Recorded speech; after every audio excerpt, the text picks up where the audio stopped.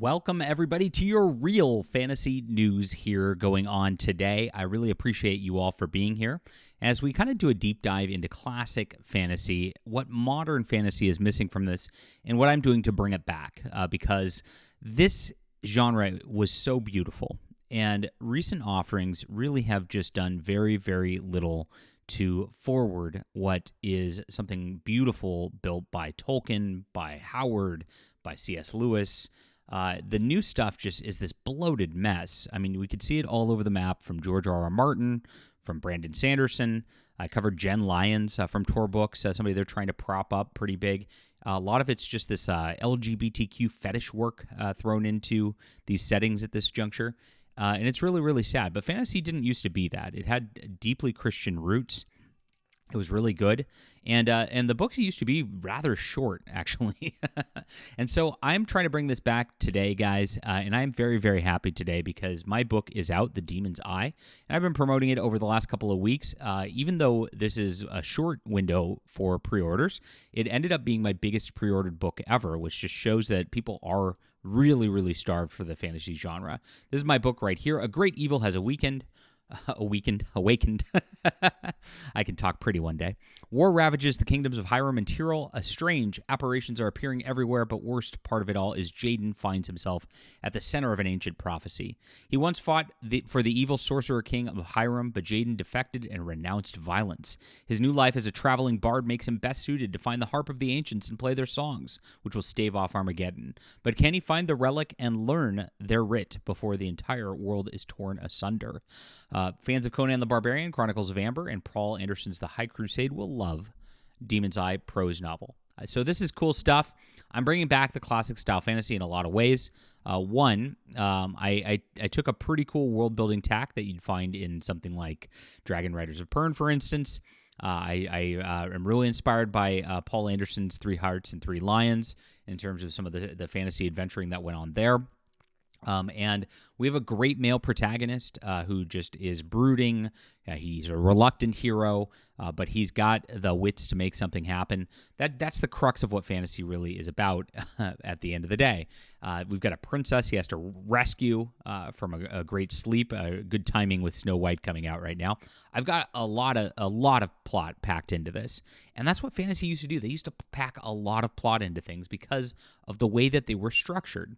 And talking about Dragonflight and the Dragon Raiders of Pern and McCaffrey right here, this is how they used to come out with a lot of stuff. This is analog science fiction, and here, as you can see, Weir Search on the left and Dragon Rider on the right. Two different magazines. These were the original prints of what became the book Dragonflight. And so, yes, Dragonflight was a bunch of short stories packed together, and that's why they ended up having something that really felt like it had a lot of plot to it. They developed a lot going on in it because they were meant to be short stories, and the short stories have to finish up a plot pretty quickly to get in under the word count for these magazines. And a lot of old science fiction and fantasy was like this. And so I actually took, with The Demon's Eye, the idea behind it was actually to create a short story sort of collection that builds, and it's got the same characters. Each one of them kind of builds. And so since I was planning this from advance, I knew it was going to build into one epic battle against a great evil as the last kind of short story. So I actually sprinkled it in. Each short story actually connects to the next very naturally. And so every chapter, you have like a big beginning, middle, and end as an adventure party does something. And that's what was great about fantasy before. So this is a testament to what it used to be. Now, a big inspiration for me, not just Anne McCaffrey's Weir Search, not just the Three Hearts and Three Lions, which is some of fantasy's best ideas. If you guys are not familiar with it, go check it out. Law and Chaos was a big part of that. We have direct good and evil. It's kind of, it's good and evil has always been around. But yes, good and evil is a very important thing in this. And a lot of this came from Appendix N, which is the Dungeons and Dragons inspiration for the fantasy work. So this is at the back of the original Advanced Dungeons and Dragons. And so this is what it says right here. Inspiration for all the fantasy work I have done stems directly from my love my father showed when I was a tad, for he spent many hours telling me stories he made up when he went along, tales of cloaked old men who could grant wishes, magic rings, enchanted swords, wicked sorcerers, and dauntless swordsmen. Then, too, countless hundreds of comic books went down, and one long-gone EC ones certainly had their effect. Science fiction and fantasy and horror movies were a big influence on Dungeons & Dragons. All of us tend to get ample helpings of fantasy when we were very young from fairy tales written by Brothers Grimm and Andrew Lang. This often leads to reading books of mythology, paging through bestiaries, and consultation of compilations of myths of various lands and peoples. Upon such a base, I built an interest in fantasy, an avid reader of all science fiction and fantasy literature since 1950. The following authors were a particular inspiration. You can go through this list right here. Paul Anderson. I'm going to do a whole essay on Paul Anderson at some point. He's probably my favorite writer. John Bellairs, Leah Brackett, Frederick Brown, Edgar Rice Burroughs, Lynn Carter, Sprague de Camp. And these are people, some of you might have heard of, some of you might have not. Gardner Fox is a good one. P.J. Farmer, Robert E. Howard, of course, you probably heard of. Sterling Lanier, Fritz Lieber, another great one right there. H.P. Lovecraft, A. Merritt, another one that's kind of lost to time in a lot of ways, but he was quite the pulp guy back in the day. Andre Norton, Andrew Offutt, I think I pronounced that right. Fletcher Pratt, Fred Saberhagen, Margaret St. Clair, that's another great one. J.R.R. Tolkien, of course, you know. Jack Vance, another person who's overlooked quite a bit these days.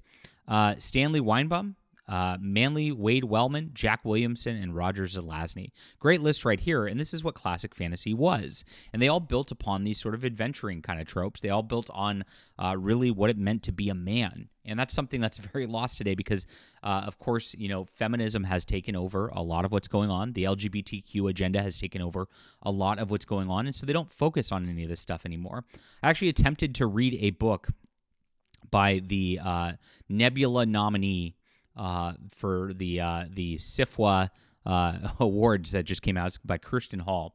And actually, I thought the cover was really pretty. I enjoyed this. And then I thought the description sounded pretty cool.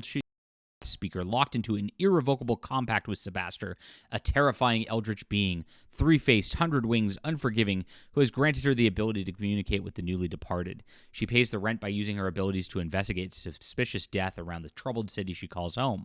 When a job goes sideways and connects her to a dying stranger and some dangerous secrets, her entire world is upended. So I expected quite the fantasy adventure that started out here. Now, it opened up pretty cool. There was some neat stuff in it.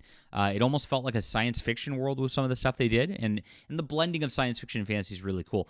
I kind of did that here. There's a little blending here. I'm not going to spoil it, so I'm just going to let you get into it. But there's a twist to my fantasy world. And with that, I thought, okay, this is going to be a great start. I started listening. Within an hour of the audiobook, she starts getting hit on by a dude in the street. He's catcalling her. The woman's swearing at him, dropping F-bombs. It's like, okay, I guess this is modern times, only not again. And then, of course, she gets hit on by a woman right after that, who then wants her to take her to dinner. She actually agrees to it. And she doesn't think anything about it. Like, there's no problem. Like, it's like, oh, that's weird. Like, there's no way, like, some lesbian weird stuff. No thoughts about that whatsoever. She's just shocked that somebody would ever even want to date her whatsoever. And so it's just like, oh, this is just another propaganda piece for the LGBTQ stuff. And this is what's getting awards these days. Like, this is what people are publishing in mainstream science fiction and fantasy. I don't know anything about this Kirsten Hall person. She's from South Africa, I guess. And she's just saying the same stuff that everybody else is. And there's no adventure to it. It bogs down in that kind of stuff. And that's exactly what we need to bring back. So we are taking it back, guys. This is it. It's out today. Tell your friends. Word of mouth spreads through people like you. This is how we do it. We are published self-independent. There's nobody else out there. It's all this community who helps this word spread along. And I'm so glad that it's such a success from the pre-orders. Thank you so much for making this my best pre-ordered book ever. But you'll see, this is good versus evil. It's classic fantasy. And I think there's a lot of great opportunity because while the industry is moving like this is what the mainstream industry is doing over and over again. Look at all these like paid reviews. You could see right up front, like how many how many reviews they stack before things even come out. And despite all of that, it is what it is. It's doing okay. But people are not resonating with this sort of thing. They can give it awards all they want. They can stack it with paid reviews all they want. But at the end of the day, like, the readers matter, and that's what we're here for. That's why this is a love letter to you. I've listened to all your complaints about Dungeons and Dragons, about what's going on with George R. R. Martin, Brandon Sanderson, and just those door stoppers that just never seem to go anywhere. And I tried to do something completely different that I think you'll absolutely love. This is doing honor to the genre. Classic fantasy is back. Thank you for being there. Tell your friends. All right. Thank you for indulging me. There's a new book, so I don't always do a video just on my books, but this is kind of the onus and the background behind it. And so if that appeals to you, please pick it up. It's only $4.99 for Kindle. Really appreciate you guys for reading. We'll be back soon.